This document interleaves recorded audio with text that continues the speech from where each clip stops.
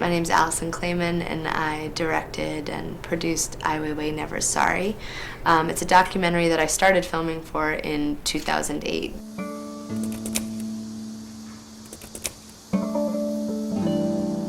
It was in 2008 when I first met WeiWei. My roommate was curating an exhibition of his New York photographs. Those are over 10,000 photos that he shot during the decade that he lived in New York. And towards the end, she invited me to make a video for that exhibition. For me, it was also a really great introduction into WeiWei.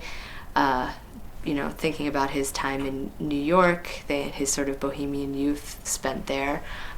He was also just beginning his earthquake campaign and was talking to me a lot about that. And while that couldn't fit into that video I made for the gallery, but it was really, I think, the force of his personality that made me feel like, there should be something longer about him that people could really enjoy watching him for 90 minutes. They would really, I think, see China in a different way. Part of what I felt like I needed to get was just a really get depth in a lot of different sort of moments in his life, and that was the only way I was going to figure out what this guy's really about. So see him with a lot of journalists, see him in these moments that he's filming himself, but also have moments when it's just me, whether it's quiet, he's like having a snack before he's about to take a nap, or whether we're traveling in Germany or in Jingdezhen, or we're in his house in Beijing and his mom shows up. I think also you see that he can be protective of his personal life and his family members,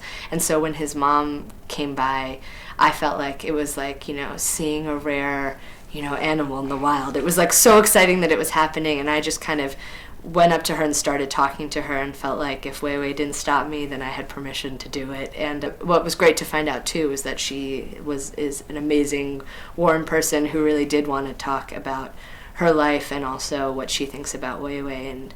And she told me about her concerns for what might happen to him, which it's really became eerie later because that's kind of what she was concerned about. He's going to be set up. They're looking into all these things. I mean, it's kind of exactly what happened. I think he clearly comes from a family that is, very familiar with China and how things work. Following WeiWei's activities on Twitter, Chinese Twitter users are certainly using it for a particular reason, and it happens to do a lot with activism and freedom of expression and sort of trying to talk about these issues in a setting where your account's not going to get shut down or your posts aren't going to get taken down. What I hope the audience would take away from this film, first of all, is a feeling of really getting to know intimately WeiWei, who I think is also, a very talented and courageous and creative artist who, really is promoting these certain values. These are values that are important to promote in any society, not just China alone, but freedom of expression and transparency and independent press and judiciary, that these are things that we really need to fight for and safeguard kind of in every context. And to take the sort of example of WeiWei and the fact that you can kind of find creative ways to make your voice heard or to try and impact public opinion or raise new questions, and for that to for people to take that inspiration and to kind of apply it in different ways in their lives. We have a theatrical release in late July here in the US, and then in Germany in June, and the UK in August, and more places to come.